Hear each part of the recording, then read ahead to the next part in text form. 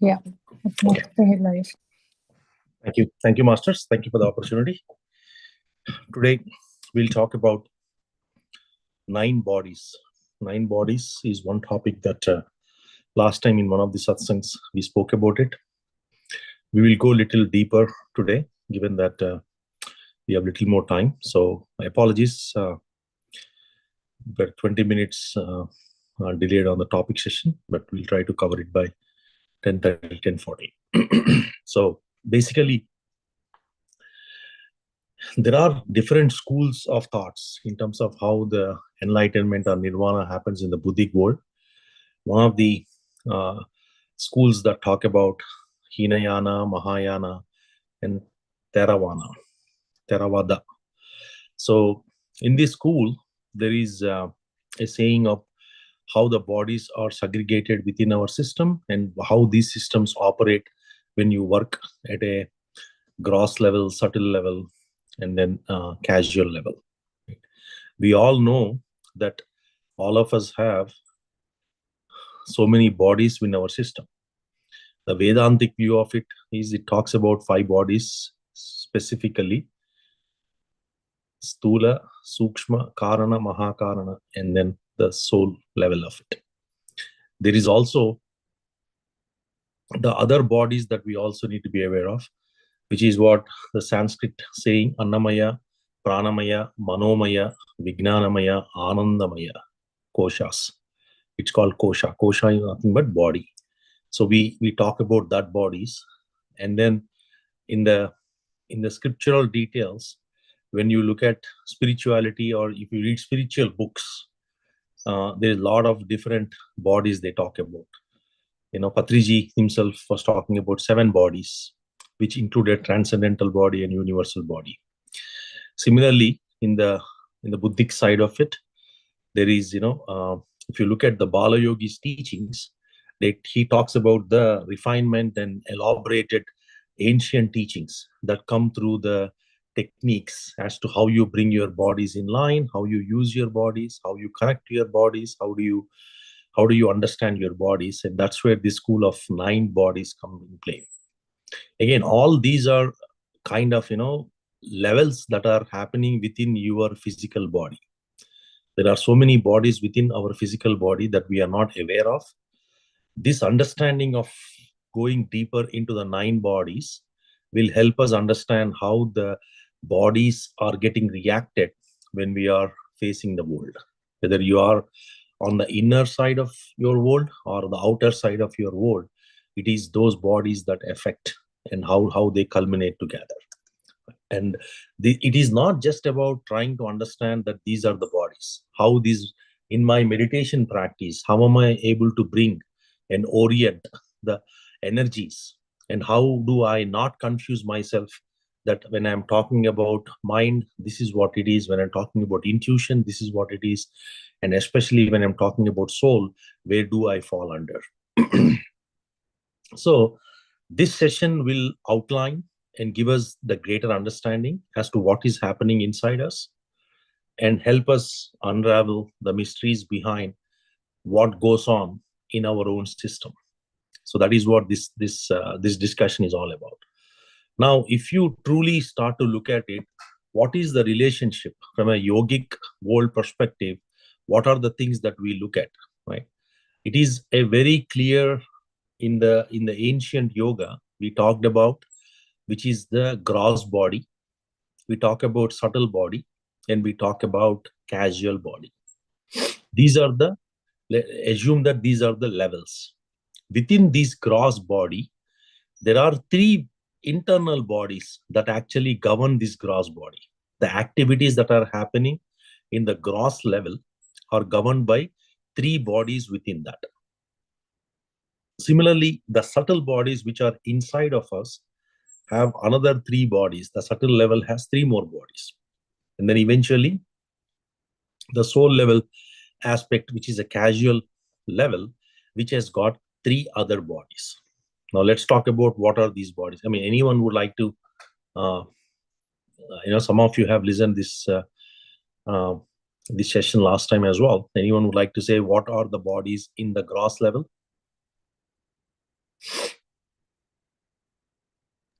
Casual, super casual. Casual, supra-casual, okay. So, first of all, what is body? Can anyone define that? What is body?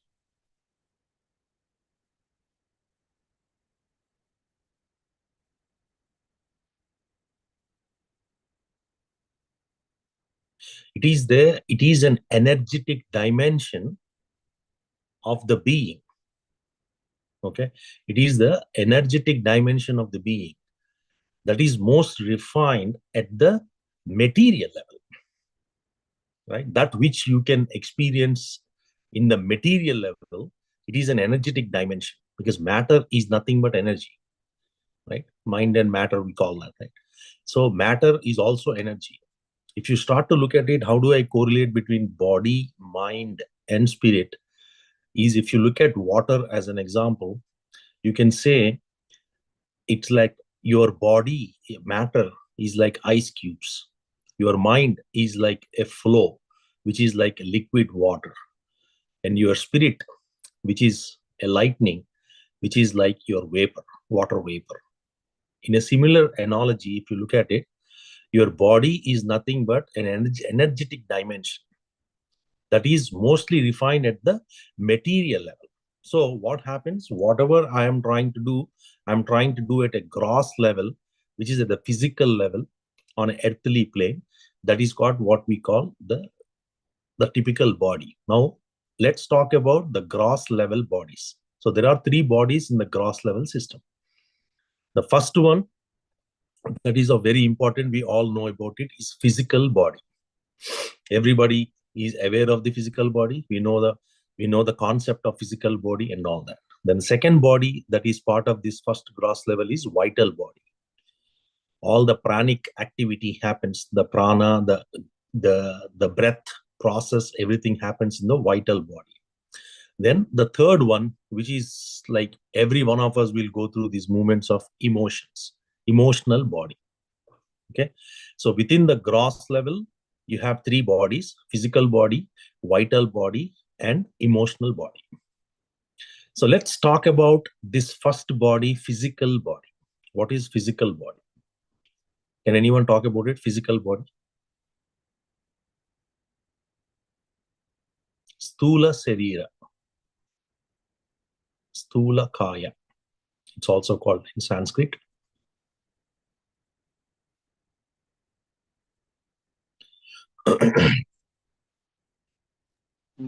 So, yeah, go ahead.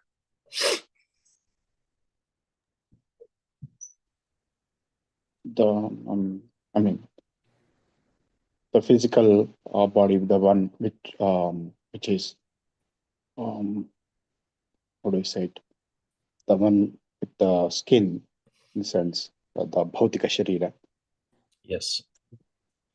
So the material, the body that is created with the material, the mass, matter, right? The formation of matter to mass is the physical body. This is the most touchable body. You can physically feel everything and all that. Now, this body has called, what do you call a body? A physical body is that it should have 6 characteristics. It has to be born, it has to grow, it has to expand, it has to stay in that, it has to create the radiance in there, it has to shrink, and it has to die. If these 6 characters are attributed, then it is called body, physical body. That's why physical body has a timeline as to when it appears and has a timeline when it leaves. So every human being that is getting born at a physical level will also have a death at some point. If these 6 attributes are put together, then that constitutes a physical body. So in my physical body, what am I trying to do here? What is the combination of this physical body? This physical body is made up of Panchabhutas. Exactly. Panchabhutas. 5 elements. The 5 gross elements. There is 5 subtle elements that we see later part, in the second subtle level. But in this first level, gross, you talk about it is like you open a coconut. Coconut has 3 parts: the shell part of it, the specific inside part, and then the water part. Similarly, like the way if you take your physical body and your vital body and your third body, emotional side, it's like a coconut shell. You take a coconut, you peel off the physical side of it, you tear off the layer, first layer, then you go to the second layer, then you tear off and you get water. In a similar experience, the physical, vital, and emotional bodies also work together. So anything that I am doing physically, it is the result. These 3 bodies are the results of subtle bodies. So what happens in my physical level is your only actions happen in the physical level. Physical body has nothing to do with anything else other than actioning. So what we call physical body is basically mind in action. Your subtle body creates the source, creates an action, and that action is performed or executed as a result in your physical body. So the physical body is how you track everything together, you see things, and everything is happening in the physical level. Now, let's come to the vital body, which is the important aspect of how the physical and emotions are running. In the vital body, if you start to look at it, it is the breath process through which your oxygen, your prana, the very thing that you are alive, it's because of prana, that thing flows in your vital body. Your vital body is the connection between your physical body and emotional body. It's a very important analogy there, right? So the power to run your physical body comes from your vital body. The energetic power that runs your physical body is in the vital body, and it's called prana. If you really look at it, the more and more you start to understand this prana, it can go much, much subtler.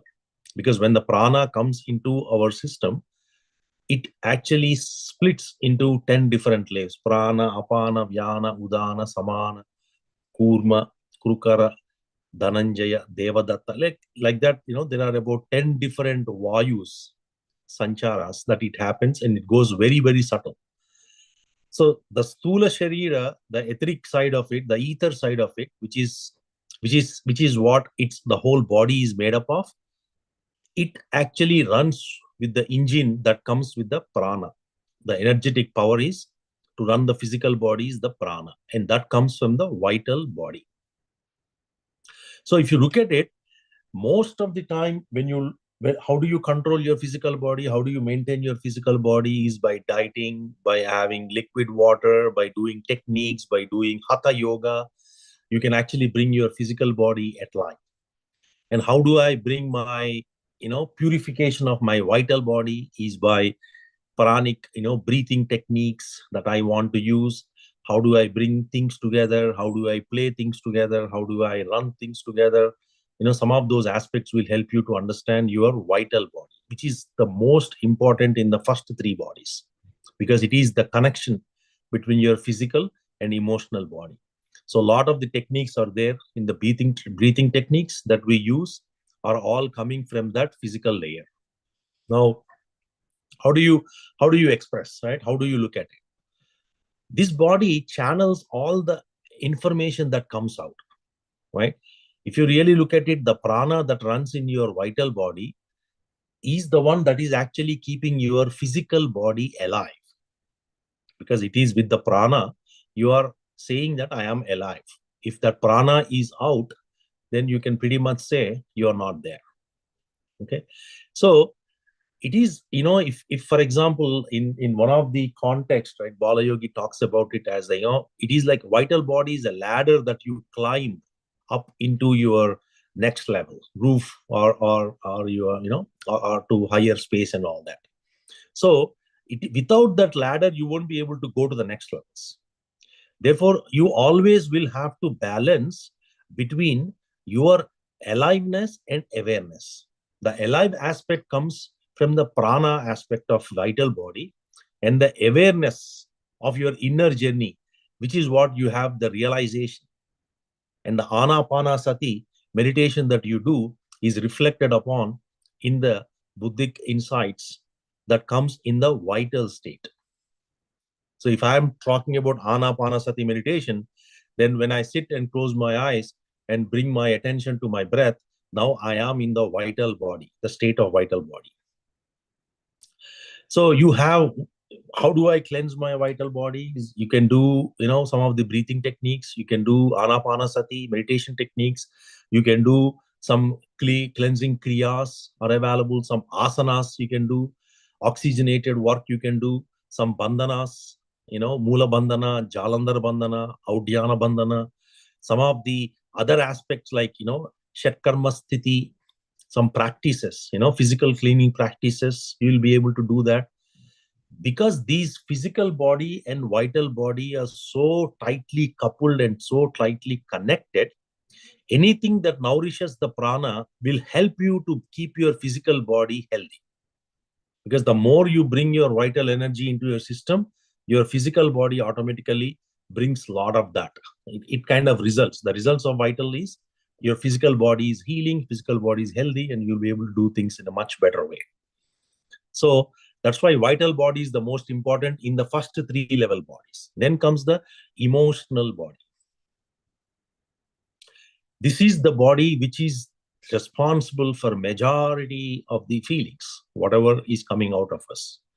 Emotions, it can be anything like depressions, exertion, generosity, joy, jealousiness, insecurity, you are dissatisfied of life, depressions, more so, any sentiments that are originating from you, any attachments, anything that you want, intentions are also part of emotional body. Any ambition that you have, that you wanted to, I want to get that, I want to become that, is also in this emotional body. Emotional body is created with the expectations and it had demands, right? So in the emotional state, what happens is the energy flows. You're not understand that emotional state is created through mind. Mind is the one, the source of it is mind. So emotional state cannot really make you, it's like, it has no capacity to drain you totally, but it does have capacity to take you into your own things. Because once you start losing the emotional aspect of it, you get little bit lower vibrations. You get into the lower vibrations, right? It is like waves in an ocean. Okay. Emotions, if you look at it, emotion cannot create themselves. They are created in the mind. But when they flow, you observe it, or you're simply reacting to emotion, then you are not affected by it. But the moment you get into the emotion, then you are carried away with it. Okay. So what happens is, how do I suffer in the emotional state is when I get connected to that emotion and then I carry forward with that. So you always will have a dark side of an emotion, a bright side of an emotion. Some of the examples like, how do I balance my emotion? You balance your emotion by being mindful. If you are mindful, if you practice the mindfulness, then what happens? Anything that is coming to you as an emotion, you are able to just pass through it, see through it, right? You're not into it or you're not attached to it. So, and the most confusing emotion that talks about is love, right? A lot of times, people come to spirituality for the sake of, hey, I wanted to get rid of this life. I had this childhood trauma. I want to get out. I have a seriously relationship issue, or I have a broken heart. I have, I need some kind of a love. I want spirituality in my life and all that. But when your body is healed in regards to your love activity, you also need to understand that you will not be able to liberate out of it, because now you are attached to that, right? So it becomes more and more passion centric, and then it becomes a possessive state as to, okay, you may feel that, okay, I am getting some kind of calmness, some kind of relief from this, but is this what it is? You don't know, because you are emotionally attached. So a lot of times emotions can kind of, it kind of take you into a different realm, right? It is also, it's called Bhavanatmak Sharir. Bhavanatmak. Bhava. So whatever you are feeling inside of you, you're taking that out. That is how the emotions are expressed. Sometimes the activities and the subjective thinking, the objective and subjective thinking as to how you look at things is in the lower activity of the mind, right? For everything, I have a subject. For everything, I have an object.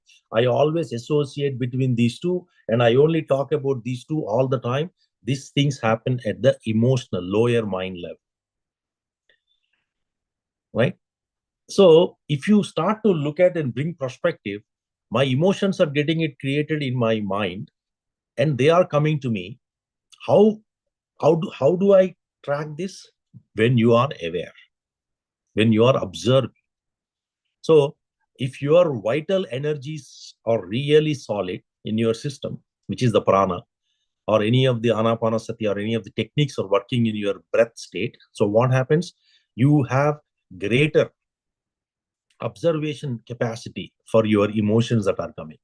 Whether you are connected with the emotion, or you are just watching the emotion, or you are attached, you are into that emotion, you can balance all of that when your vital body is in a steady state. That's why it's very important that the physical to emotional, vital is the most important one. So that is on the emotional body. And how do I purify it? Love energies, self-love, all emotions, like, you need love, you need a hug, you probably need somebody to console you, give some harmony, and any discussions that come under, purification aspects, as to, hey, somebody is sitting with you, they are able to listen to you, what you are saying and what you are talking about, unselfish sentiments, working towards the common goal kind of things. All these will help to nourish yourself at an emotional state. It is very important. This is one of the reasons why we don't get connected big time to it, but you tend to lose yourself within emotions. So that's why this is also an important body. Now, let's talk about the next levels of the bodies. Subtle level. In the subtle level, we have three other bodies, which are etheric body, astral body, and intuitive body. Etheric body, astral body, and intuitive body. So if I start to club between the first gross level and the subtle level, which is the physical, vital, emotional, and then the etheric, astral, and intuitional, out of all these bodies, if there is any body that is the most important one, that is etheric body. Because etheric body carries pretty much everything that you talk about.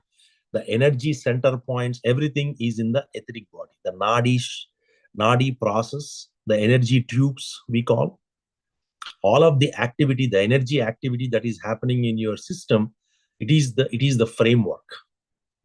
So if you look at it, your physical, vital, and emotional as one container, and you have a larger container called etheric.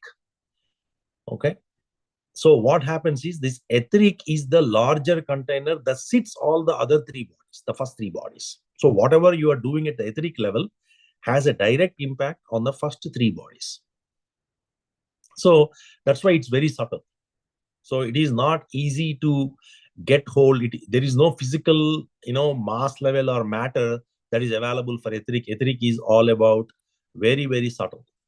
So you can connect to your etheric body through your energy. When the Kundalini rises, Ida, Pingala, Sushumna, all those nadis get purified. You have that process kicked off, Chandra Nadi, Surya Nadi.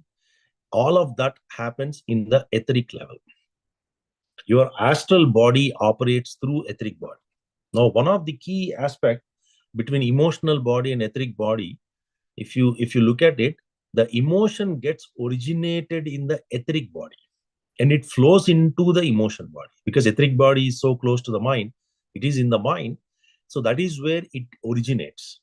And when it originates if you have a good control of the etheric body, you will have an absolute state of balance in emotions. No matter whether it is a light, a dark emotion or a bright, light emotion, you will be able to control if your etheric body is in line. This is the best of all. That's why spend more time trying to get to your etheric body. It is very, very, very, very important. Even in meditation, if you're sitting, etheric body is the most important. And this body also has an impact into your vital body. They both, etheric body connects to your vital body. And through your vital body, the emotions and the physical body, emotions expressed to emotional body, and the physical body comes out through the physical aspect of it. So, like the way you have the lower bodies operating for the etheric body, the higher bodies, the astral body also works, right? It's like, etheric body is like an antenna that allows to have the receiving and sending process for the astral work that happens in the astral body, right? So astral body allows you to have, a mind that is either you are in an out of body situation or you're in near death situation. In either cases, it is all about the astral body.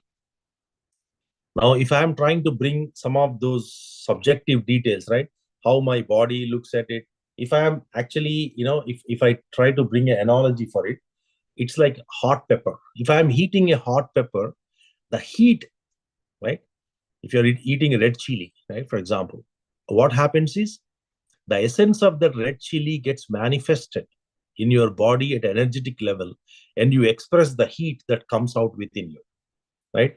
That coming out of that heat that happens in the etheric level, okay?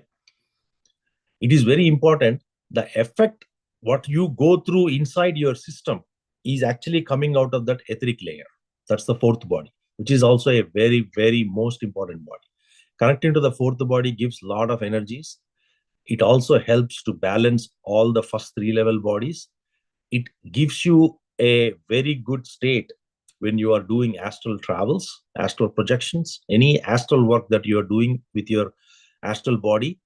This body has got a very direct connection to that. As you become more and more meditation, do more and more meditation, you bring lot of development, lot of concentration, and lot of activity that happens in your etheric level, cleansing of it and formation of it and all that. The more mindful you become in your meditation, the greater you will have access to the subtle bodies. So that is why these bodies that you have inside, that subtle level bodies, you will not be able to express as and when you like it. Only through constant practice and going deeper into your meditation, you will start to experience them, right? You should have a very strong intention to develop these bodies, right? These bodies are there inside of you. The layers are still there. But for you to differentiate between this body, what is that body, this knowledge is helpful, right? Tanmatra Sharira. It's called, etheric body is called Tanmatra Sharira. So when you start to go little deeper, we call in Chinese, chi energy. The subtle energy is called chi in Chinese, right? That also is in the etheric level, right? So the more and more I start to do meditation, the more and more you become aware of your etheric level as to how these things are coming together, whether it's Kundalini rising, whether your chakras are getting cleansed up, or your Nadis are getting cleared. All that process is happening at the etheric level. One of the most important. So, Tanmatra Sharira. If you start to put all the senses, the subtle elements that you talk about, the senses that are going inside of it, they also actually have, go through in the etheric level as well, right? All the senses, the inner senses that you take in, right? Everything happens at the etheric level as well. So, all in all, this body is the most important of all. If you ask me, out of 6 bodies, this body is the most important body. The subtle elements of earth, water, fire, air, space, everything manifests in the physical world that you see are actually in a very subtle form in the etheric layer. Okay. So the more and more you start to look at things, it becomes very clear that if I am able to bring some kind of structure or a balance in my subtle level, in my later three bodies, my first bodies are automatically controlled, right? Whether I have an emotion that is composed of 5 elements, or you are kind of examining some activity of it, whether it is a heavy, light, warm, cool, vibrating, however may be the form of disconnection, connection that you are truly observing it, right? Whatever that emotional and physical is experiencing, those are actually coming in this state of etheric. It is in the etheric layer that those are actually forming. So the more and more you start investigating these things in your meditations, you will get more and more connection to that etheric level.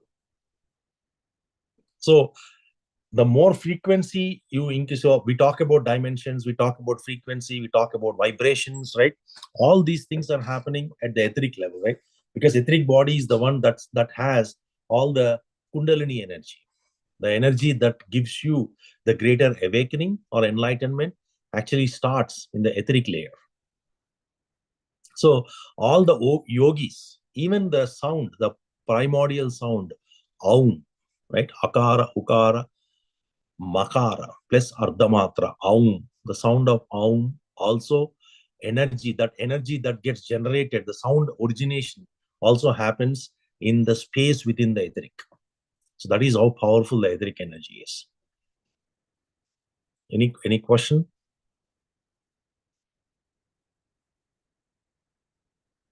Okay. So we talked about the nadis and all the aspects Sorry, of I it. have a quick question here, Anil. Yes, Sorry, before please. I That's why I wanted enabled the thing, it started off. So my question was etheric body, and so astral body is that physical plus physical plus emotional combination? Astral, what's the difference? Etheric and then So astral. etheric body is where all your chakras are there, all your nadis are working on. Your Okay. energy system that you are running within your entire so-called 9 bodies, it is in the etheric layer that happens, right? So it's a kind of life force. It's a life force. The life force actually runs from the vital through etheric. Vital, Yes, okay. the subtler life force is in the etheric. The Okay. vital is the life force. When the vital enters your system, it goes through certain processes.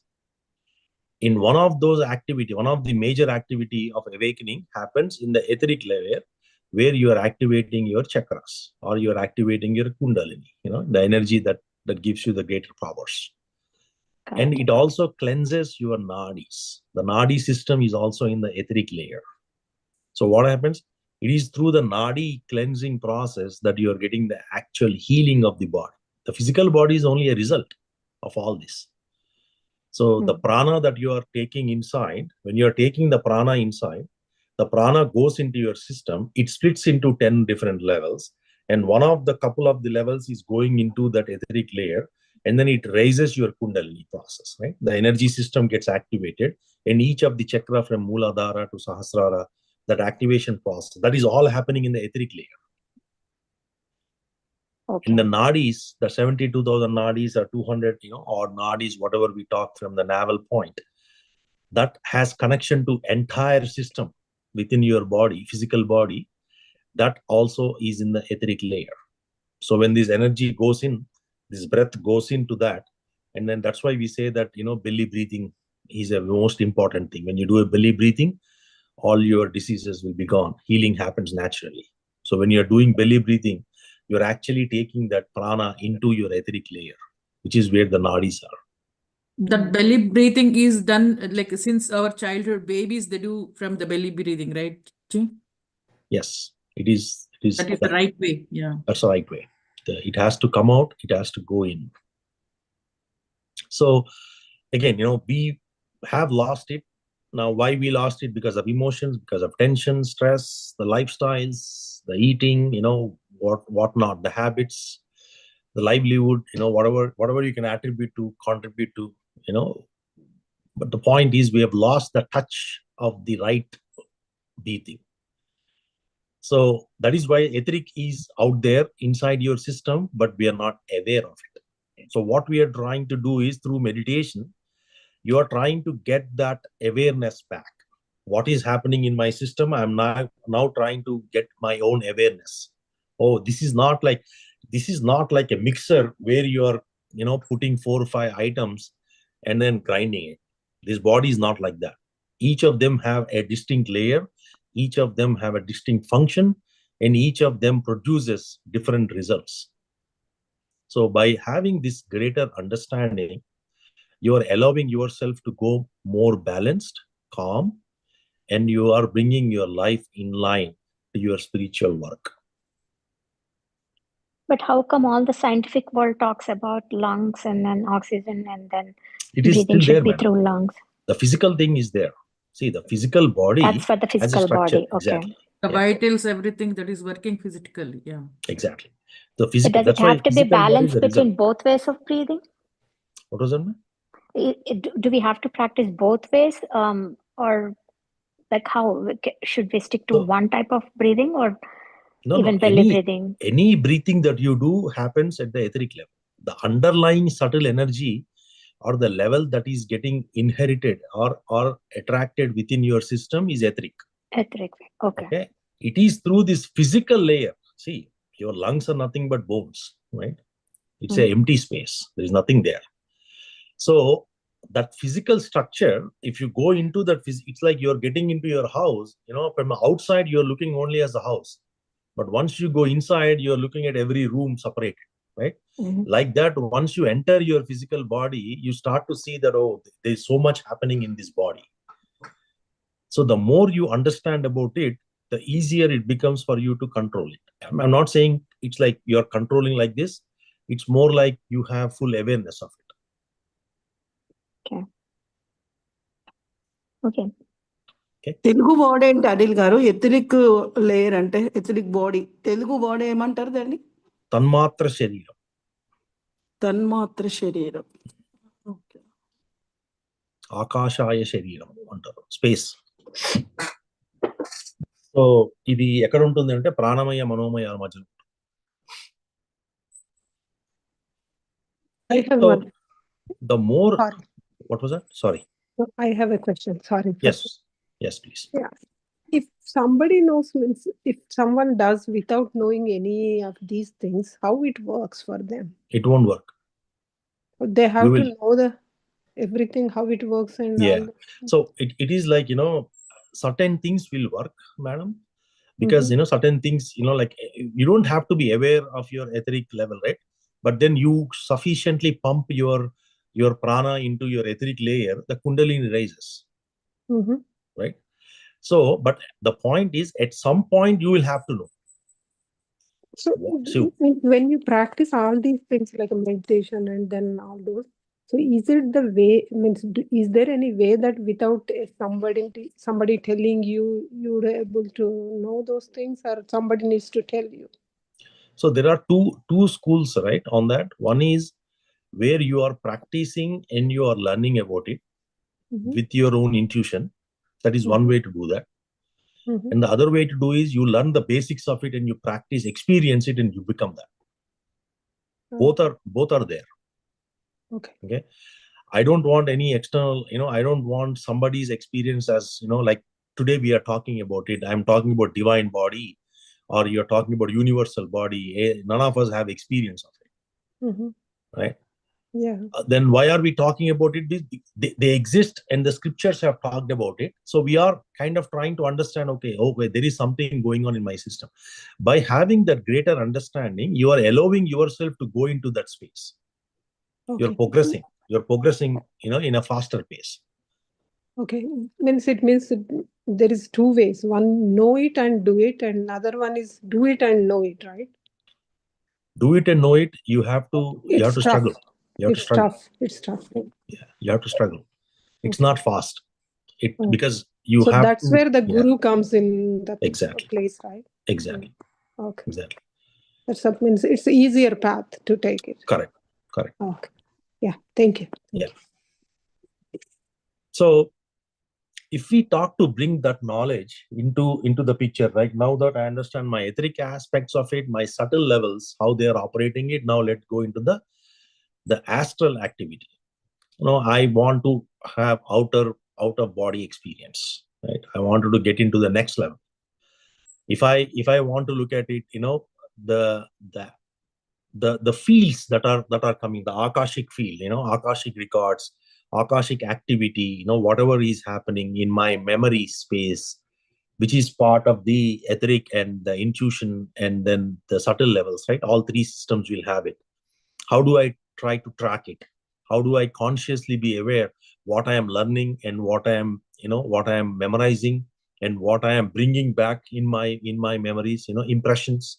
How is that whole process is working? How is my individual mind, microcosm and macrocosm together, right? So the potential of the mind in terms of what it can do and where it can go and how it can get is more like, we call it infinite, but it is unlimited, right? There are like, the power is very, very, very, very heavy.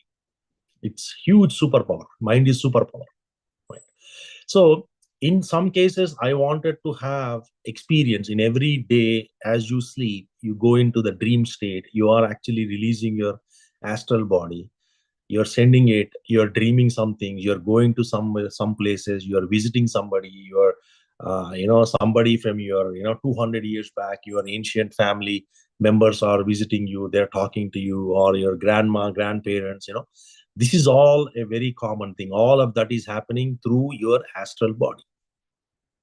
Whether you are aware or not aware, it's a different thing. Whether I'm consciously doing it or unconsciously doing it, that's a different thing. But all that experience is coming from the astral body. And some masters, have near-death experience. Like Bhagavan Ramana Maharshi, he has a near-death experience. And that happens also in the astral body, where your astral body is out of your physical body, and both bodies are looking at each other, and your physical body is lying down, and your astral body is looking at the physical body as if that body is out. So in that experience, you will quickly start to realize that death is only for physical body. And whoever has experienced astral travel, they will know that death is only physical. Death is not happening for astral. Your astral body will still be there. Your causal bodies will still be there. Where the death is happening is the first three bodies.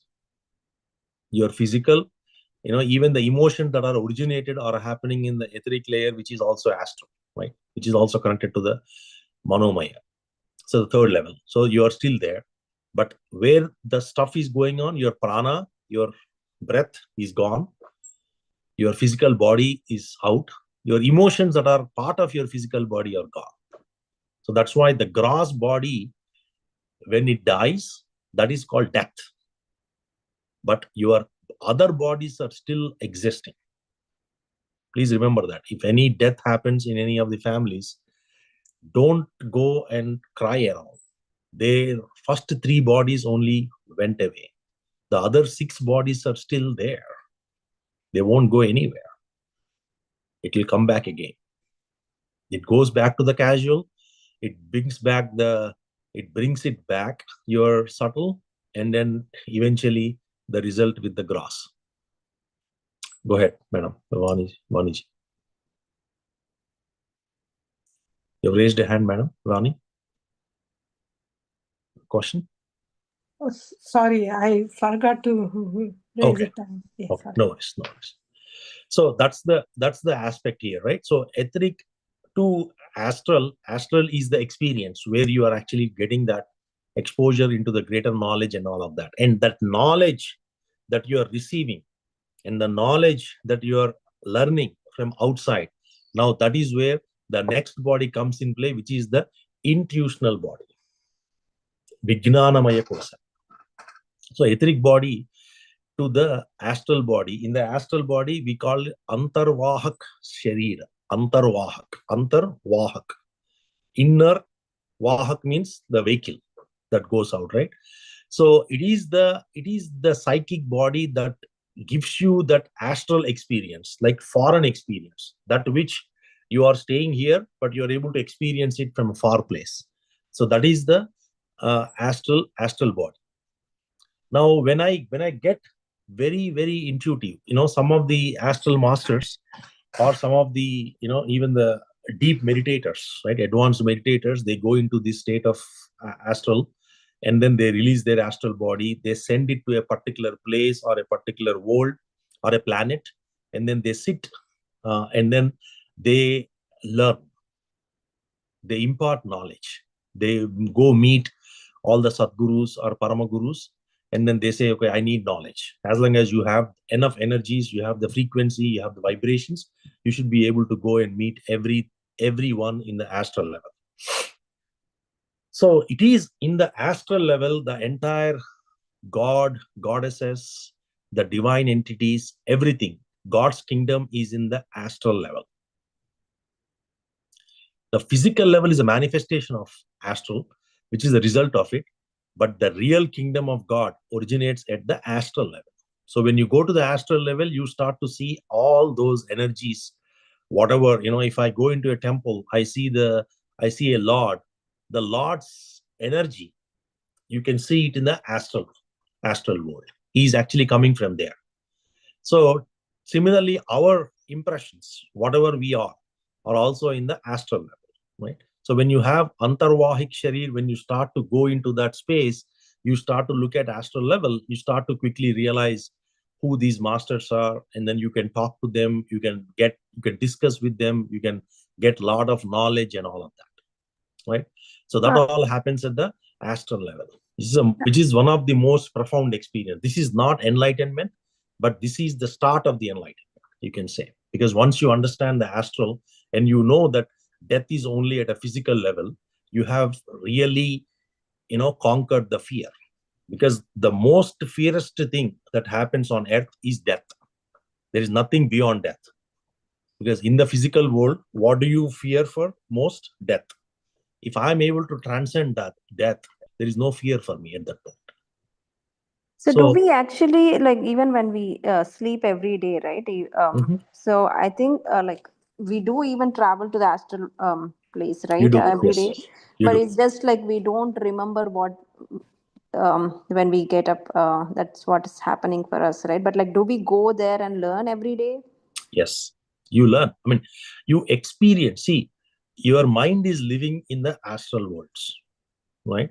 The dream world, whatever you're getting at the night, is where your mind is experiencing. In the waking state, your physical body plus mind, both are experiencing. It is more the physical body is experiencing when you are in the waking state. In the dream state, your mind is experiencing. Now, the only difference is a meditator experiences it consciously. He's aware as to where he's sending, to what location, to what particular person he's, this astral body is going there, and where it is sitting and how it is sitting, what knowledge and what topic they will be discussing. It is like you and me talking here. Similarly, you can do this astrally as well. So for you to be able to see that astral level activity, you need to have a third eye, right? You need to have that astral eye. That eye has to be there for you to be able to see how you are able to see the waking state. If you want to see all that and remember it and be able to process that knowledge, astral project, and then bring that knowledge to earth, and then write a book or auto writing or any of those things, right? All of that comes under this astral aspect of it. So the vital, go ahead. Yeah, one more question. So, I mean, because I'm reading now Paramahamsa Yogananda, these gurus' books, right? So when I start meditating, after that, I'll sleep. So when I start meditating, I can think of today when I sleep, I should, when my astral body travels, I should, meet Yogananda. I have to talk to him. I can do that before, when I start my meditation, so that it does. Yes, it does. You can ask for. I mean, that's not the purpose of meditation, but you can certainly ask. You can certainly ask that I wanted to get connection with Avatar Babaji or Paramahamsa Yogananda masters. So for that, two things have to happen, right? that constant connection has to go. That energy connection that you're creating between you and the master that you want to visit, it has to be very constantly. It progresses like this, right? Every day you keep doing meditation, it kind of eventually reaches that. And second thing, you need to elevate your energies. You got to be in certain frequency for you to connect to the higher masters, because they are in the very fifth dimension. So you need to be able to at least go, from fourth dimension or in between that, right? And then depending upon the intensity and how strong you feel that you wanted to meet with them, some of those things come in play. And then how deep you want to go in your meditation state and all that, right? They can come either help you. In some cases, you can hear their voice. In some cases, they will come and help you, but you will not know about it. You just look at the result of it. And in some cases, they talk. You will listen. And in greater cases, you will experience them. And then finally, you will see them. It is like from a radio you're listening, like if you put a certain, like if you frequency, change the frequency, the certain hertz, then only you can hear that particular station. Like that you have to tune your mind, like then you can connect to the masters, right? Correct. So it's all about how serious you are and how deep you are connected, and root level, how strong is your intention that you want to meet them. A lot of those things play, and then you'll be able to do so. Yeah, thanks. So that is on that. So the most important aspect of it is how do I nourish it, right? And you have to be very, very subtle in terms of how you manage your astral body, right? Regardless of what your actions are, your body will come out if it has to come out. Any fragrances, any kind of purifying your mind, keeping your mind calm and carefully paying attention to things, and you are not disturbed, you're always feeling fresh. Some of those things will help nourish your astral level, which is under the Manomaya Kosha. The next one, which is the higher level, Vijnanamaya Sharira, which is the intuitional, supra-mental body, the higher mental body, where the intuitions are coming. Awakened intuitions will start to come your way as you begin more and more meditation, going deeper into it. You will now start to realize the wisdom. Earlier we were talking about some wisdom comes intuitionally. Masters connect, and then they give you messages that comes intuitionally to you. So intuitional body has the capability where it is going, it is at the higher state of your mind, or it can go beyond the mind. The knowledge that is beyond the mind is also there, and the knowledge that keeps your mind in balance is also there, depending upon what type of knowledge you're looking at. If you're looking at knowledge that is related truth, then it is beyond the state of mind. But if I'm looking for knowledge that can bring my mind in line, like Vedantic knowledge or some of the knowledges, divine knowledges, or any of the Puranas, Itihasas and all of that, right? That will keep your mind down. That is also knowledge. Helps you to balance your life. And then the Buddhic aspect of it, it's called Buddhi, right? The real essence of what you are doing actually comes from that state, intuitional state. Most of the time, we may not be aware of the intuitions, but a lot of time, the intuitions are always coming to us because the higher self is connected to the intuition. So intuition always gives you a lot of messages all the time. But since we are so outwardly chartered with our gross bodies, we hardly be able to listen to our inner subtle levels, all these other three bodies. So because of that, you will never see the fruits of your insight knowledge, right? And that is the reason it is very important that as part of these 9-body teachings, right, we have to understand intuitional body is key to the spiritual growth. It is the body for the realization and attainment. That is, this body will allow you to go there. That which you will know that you are everyone and you are everywhere, you are eternal, you are immortal, you are ancient. That information or that experience that you are getting it is only through your intuitional body. A full liberation, right? A freedom from everything aversions and delusions and all the drama, whatever is happening in the duality world, you are able to really differentiate between that through your intuitional knowledge. So this body is where it's called Vijnanam, right? When the Vijnanam gets solidified and becomes very, very ripe, then it becomes Pragnanam. Pragnanam is nothing but Brahma. You attain that state when you go into that state. So the etheric and intuitional bodies, they kind of come together and they work together. It's like a radar, giving the information. It's between the mind and the reality, how the intuition body interprets it, how it understands the information that comes from the etheric aspect, from the energy is produced, and how these two come together, right? Because these are not separate, you cannot separate them per se, right? Subtle bodies are so layered together that each of them have got a direct impact of each other, right? So it is in conjunction with your etheric body, the intuitional body operates to give you that set of knowledge. It is like, earlier the madam was talking about, if you are tuning to a particular frequency, you are able to receive that message. And when you receive that message comes through your etheric intuitional aspect of it. The antenna through which the frequency is matching is etheric level. Once that matches, that frequency giving you a message that comes in, and then it runs through your etheric, through your intuitional. You will be able to grab that message, what that message came at that frequency. So they both work hand in hand, right? The divine oneness message, there is, I have a particular experience that I got. Hey, I'm intuitionally feeling, my sixth sense is developing inside me. It is giving me some message. It says, don't do it. It says, go do it. All that is happening at the intuitional level.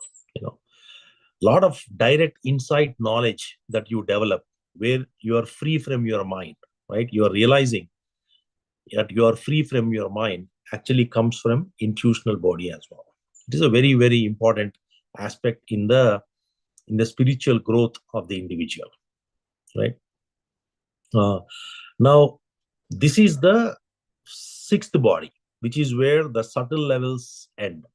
Now comes the next body, which is your casual bodies, casual level, where you have three bodies again, which is a spiritual body, divine body, and universal body. They're also called, you can call divine body, God body, and, universe body, right? However you want to call it, the name doesn't matter. But the concept is how you bring them together, the final bodies. And these bodies, it's all happening in the casual level. It is because of this casual level ignorance that your subtle body and your gross bodies are coming out. So casual body is the reason why you have a physical body today.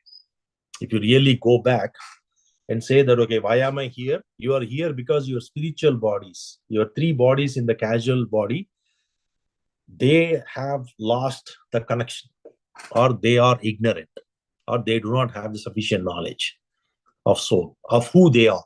And that's why it all came. You can talk about, there are different schools that talk about it, top-down approach, bottom-up approach, how you came down, how you went, how the universe formed, Big Bang theory, a lot of that stuff happens in all these casual levels, casual bodies. This is called, so there is something called Vyakta, Avyakta. Avyakta means invisible. Vyakta means that which is expressed. The express between the layers of the bodies that happens, and then the expressed, the invisible activity that is happening inside of it, right?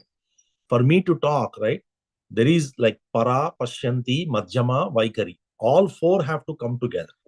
My para, pashyanti, I'm not aware of it. Only when you are in a deeper state of meditation, you probably are aware of it. Madhyama and vaikari, I'm aware of it. This is madhyama. This is where it is happening at my throat, right? This is madhyama. And vaikari is where my voice is coming out. But para, pashyanti, they are down. One is at the heart level and the other one is at the navel level. It is at the navel level. My words are getting originated. They come into through heart. From heart, it comes to my throat. Through throat to my vital here, mouth, and then it comes out. Para, pashyanti, madhyama, vaikari. Similarly, when you look at it, avyakta. So what is avyakta means? Avyakta is something that is invisible. The para pashyanti are invisible. What is visible? You can see my throat moving here, right? Madhyama is moving. Vaikhari, you can see my tongue twisting, and I'm able to put the words and all that.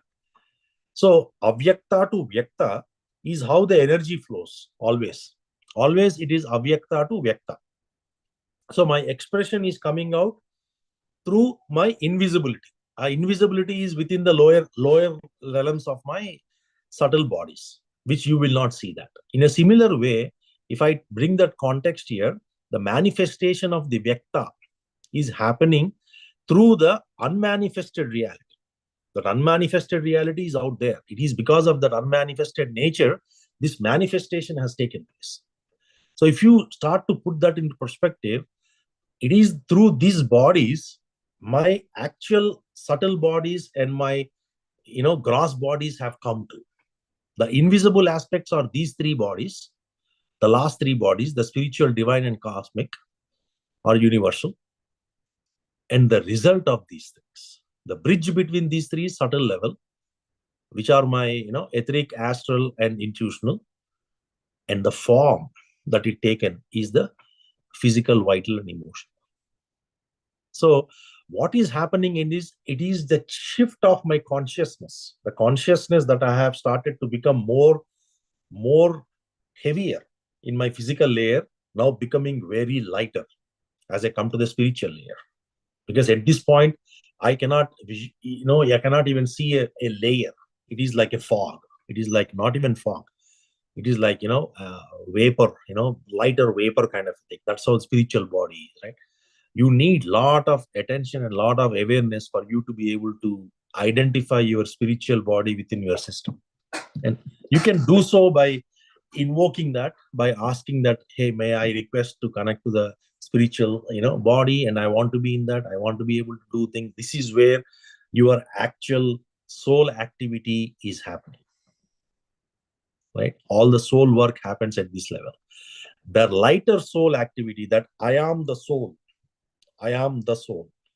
happens at the spiritual level, right? The difference between this and the divine one is a very lighter body, where you are not only, it is like the spiritual body, the divine body, and cosmic body. If you can put it in the Buddhic terms, we call that Arihant, Bodhisattva, and Buddha, right? That is how you can, when in Bhagavad Gita, Krishna gave his Vishwarupa Sandarshana, right? We call that, right? He has become the embodiment of the universes. That is in the cosmic body, the highest of the order, the universal body. So he has shown his universal body. Every one of us have that association, but that layer and that kind of awareness that you need to bring in, it is not happening at the physical layer. It is beyond the physical layer. So your mind will not be able to comprehend it by sitting at these levels. That's why when you're talking about cosmic, that ninth body, it is not possible to physically experience that. You have to be out of the physical layer. That's why sitting on earth, you won't be able to experience that. So ideally what happens is, the universal body, even though you have it, you experience it when you become more subtler. When you go into the casual worlds, they experience that. It's not required to experience it, because you already understood at a spiritual level itself that you are a soul, you are no longer a body, you are enlightened in this world, right? And then once you understand that the very soul that exists also exists everywhere else, then you transcend the earthly plane. So there is no need for us to come back again. And then you go to the next levels, right? So these are more like invisible. The avyakta aspect, the invisibility aspect of it happens in these layers. And then they choose to manifest depending upon the level of knowledge that they want to impart. You can say that, hey, God has decided to, create himself because of the ignorance. With Maya, he connected with Maya. When he connected with Maya, he lost his wisdom. And through that, he became ignorant. And then because of this ignorance, he created this whole world, and everything came through that, and that is all the spiritual and all the bodies that we are talking here, right? So it is very puzzling for you as you go deeper into the spiritual and divine level, that how this spirituality works. We'll get amazed as to how the energy flows in material levels, in the planet level, at the universe level, at galaxies level, at Milky Way level. I mean, there is so much of knowledge that comes your way at these levels that you try to, because you have expanded yourself, you're no longer in the physical level, you're beyond that state. So you get to experience all those things at that level, right? Atmic Sharira experience comes at the spiritual body. Okay, the difference between if you really look at it, the spiritual body and divine body, the difference is very, very subtle. It is only in the layer, right? Otherwise they both are same, because you are already in the level of soul. You're talking at the level of soul now, right? The possibilities are unlimited. You can do anything, right? The energy aspects as to what you can govern and what you can pull in is enormous. The places where you go, things will start to transform. Your word will be, it's not like you say what happens, right? What you say happens. So all that manifestations, all that, energy carrier, you will become the embodiment of divinity, and all of that happens at these layers, right? You are in an absolute pure empty state of mind. There is no mind at this level. At this level is only with heart. You are pure with heart. Like Patriji, right? If you take an example, who is like that? Ramana Maharshi is like that. Patriji was like that. There are a lot of Ramakrishna Paramahamsa was like that. They are always, they can come down if they choose to come down from spiritual layer into the casual layer level, into the higher bodies, and they come down to the lower bodies and talk to you at the mind level. They try to understand what you're saying and all. And then once that discussion or conversation is over, they are back at that level. Especially when they want to do certain good to the world, for especially Patriji, when he looks at, I want to build a pyramid and all, he always does it at a very higher body, right? Make sure that his mind is empty and he just flows. When the mind is empty, the divinity flows through you. So he becomes that empty, and then he manifests things. He says, yes, it will happen. Then it will happen. So for this to happen, it is not just about practice. With the practice, you also need to have knowledge. The knowledge of truth, and not just knowledge of truth, you have to also experience the truth. You have to become the truth. Then only you are able to get into the aspects of it. Like, if you are in the Rajo Guna or Tamo Guna or in the lower gunas, you won't be able to experience. You have to be Sattva, Suddha Sattva, Sthiti, and then eventually you become Nirguna Tattva. And that is when you get enlightened, right? So that enlightenment is what these bodies talk about. This is a very, very profound experience for a yogi. And they usually come out of it, and then they immediately start to spread the message, because their body is no longer their body. They realize that this body is a divine body, and they experience that divinity within them. And once they have that sakshatkara, they start to come out and then teach everyone, right?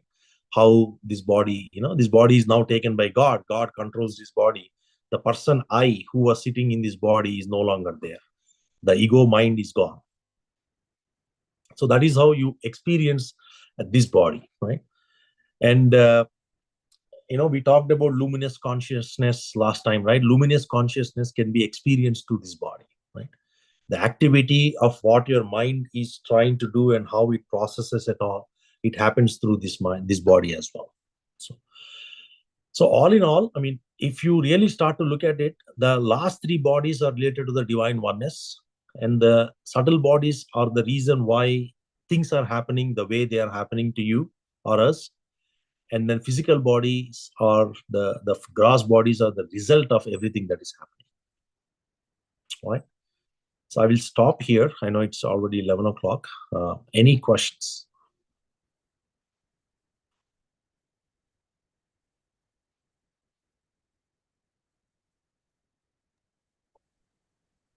I have a question, Anil Garu. Yes, please. So in the beginning of this session, you kind of mentioned Vyana, Apana, right? those things we hear in when Naivedyam is being offered to God. Prana Swaha, Apana Yes. Swaha, Udana. So what is this connection like? When we say all these, are we offering to those kind of bodies? No. See, the prana, apana, vyana, udana, samana are the air element that goes within your system. Once it goes inside, it splits into 10 ways. Okay, the main vayus are 5. The main five. The main vayu elements are 5. Prana, apana, vyana, udana, samana. Right, and then there are another 5. Naga, Kurma, Krukara, Devadatta, Dhananjaya, Devadatta, another 5, right? Each of them have got a significance that it splits into it, right? So what you're doing is when you are offering something to the God, you're saying that, hey God, please take this, with the prana vayus, right? You are offering to the God saying that it's a prasada, right? You want that. So where does this vayu, that energy that you're the fire, the air element is going is, it is becoming the mind, right? Tasmat Annamayam, Annamayam Manahan, right? Whatever you are eating, the prasad, what you are eating, the 1/6 of that prasada becomes your mind. So this air that is going inside of it, you are trying to purify that. It is purifying your mind. That is why you offer it in that way, right? But it is not like you are only giving it to one body or two body and all. Oh, got it. So Yeah. the prasadam has so many elements. Exactly. That when you consume that prasadam, that will take That care will of so many exactly that will go into the system, and then it gives you tasmat annamayam manah, right? Whatever you are eating in the prasad, it becomes your mind. And especially when you offer something to God and you eat it, the 1/6 of it, that becomes mind, right? That's why when you offer the rightful things. You don't offer meat to God, right? Why you don't do that is because you are eating it. So you are becoming that. So that is how it is, right? So these vayus come in, and then they have a significant role in the system, how this whole system is working. Etheric layer, how it works at the now from the physical layer, right? The bottom part of it, how your digestion is happening, apana is taking care of it, right? The vyana is taking care of the process that goes in. Prana is where your prana shakti, the entire process. Samana is like keeping your entire body, the blood flow and everything. So everything that goes inside of it kind of splits in, and then it has a function to do. So that is how it categorizes. Got it. Wow, it has so much meaning when you offer Naivedyam. So much. Once you go inside, there is no coming out, madam. So much, really, seriously. There is a sloka on that, like aham vaishvanaro bhutva pranina deham asritaha prana apana samayuktaha pachami annam chaturvidham. Exactly. Wow, every day we feel like we're learning something, and then again we feel like we don't know anything. That's so Maya, much more man. to know. That's Maya. Knowledge is always a big ocean. How much you take it, like a bucket or a drum, like how much a spoon. Still, it looks like ocean. Yeah, it is ocean. It is ocean. It is ocean, no doubt about it. Knowledge is divine, and Shankaracharya says how much you want to take, it depends upon you. Like. No, exactly. Wow. Well said. Thank you. Thank you, madam. Okay, I have a question, sir. Yes, please. Go ahead. Yeah, so you're recording this session. Do you post it on your channel where anybody can listen to it again? Good question. You have to ask, I think yes. The answer is yes, but I don't know what link we are posting it on. So I have to check with Bharati to find that out. We'll come back on that. But yes, we are recording and we are posting. Yes, so that'll be great if you can give that information out. So, it's so much information out there. It's just it's too much to grasp in one session. Yes. I think if you listen it again, maybe you'll get some more information every time you listen. Yes. This knowledge is divine, sir. Yes, it takes it if especially for truth, I can tell you this, right? At least you have to listen 7 times. Same thing 7 times. If you listen, then you may understand it. Truth, right? that which you cannot have your mind, your senses, nothing can act upon it. The truth has to be understood as it stands. Then you have to read it 7 times. Sometimes it goes 9, sometimes it's 11. You got to repeatedly doing it, listening. Shravana, Manana, Nididhyasana, Sakshatkara. Right? So Shravana has to happen all the time, repeatedly listening to it. Then we will understand some aspects of it. If we don't even know that there is a body that exists in the 6th level that can help me to get the experience of Kundalini, or that can help me to heal my Nadis, right, where my entire system is originating. I live in this suffering. I live with pain. But you don't have to live with pain, is what everyone is saying, right? All masters say that you can live with happiness and peace. So, good one. Thank you, sir. Thank you. Any other questions?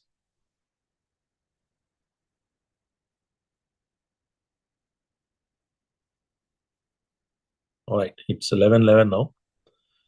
So let's ask for universal good, peace, happiness, and wealth, prosperity to everyone.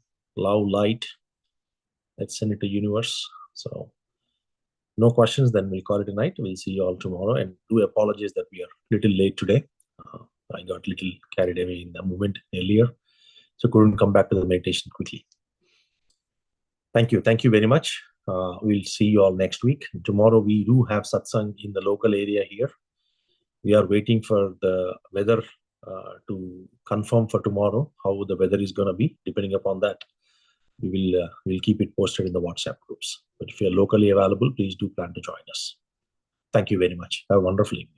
Thank you, Anil. Take care. Bye-bye. Thank you. Thanks. Bye-bye.